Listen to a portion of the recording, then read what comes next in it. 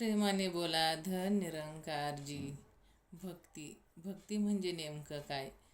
तर भक्ती म्हणजे भगवंतावर आपला असणारा पूर्ण विश्वास, आणि भक्तीमध्ये समर्पण खूप महत्त्वाचं आहे. विश्वास आणि समर्पण.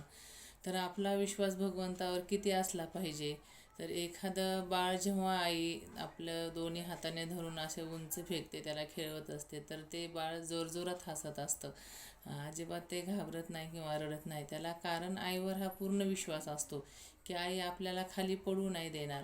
तसं एखाद्या छोट्या बाळाप्रमाणे आपला हा विश्वास भगवंतावर असला पाहिजे. जे काही भगवंत करणार आहे तो माझ्यासाठी चांगलंच करणार आहे.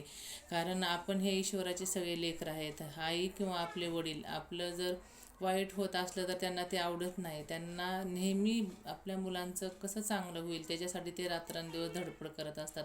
आपण पण भगवंताचीच मुलं आहोत. मग भगवंत आपल्यासाठी नेहमी हे चांगलंच करत असतं.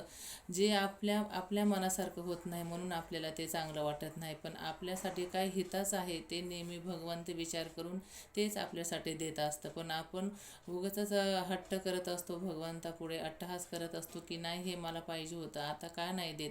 पण ते आपल्यासाठी चांगलं नाही म्हणून आपल्याला तो भगवंत देत नाही. आणि आपल्या नशिबात जेव्हा असेल ना, वेळ एकदा आली की ते भेटल्याशिवाय नक्कीच राहत नाही. म्हणून आपल्या नशिबात जे नसलं, तुम्ही कितीही प्रयत्न करा, ते भेटणारच नाही. आणि आपल्या नशिबात असलं तरी ते आपोआप भेटून जातं. पण असं नाही की नशिबावर विश्वास ठेवून बसायचं. आपलं हे कर्तव्य आपण करत राहायचं आहे, कर्म करत राहायचं आहे, कष्ट परिश्रम करत राहायचं आहे. आणि गीतेमध्ये तर सांगितलेलंच आहे की कर्मफळावर ते सगळं, की कर्म करणं तुमच्या हातात आहे, फळ देणं मात्र भगवंताच्या हातात आहे. आणि चांगल्या कर्माचं चांगलं फळ हे नेहमी भेटणारच आहे, आणि वाईट कर्माचं फळ हे पण भेटणार आहे. म्हणून आपण नेहमी कर्म करत राहायचं आहे आणि भगवंतावर विश्वास ठेवायचा आहे.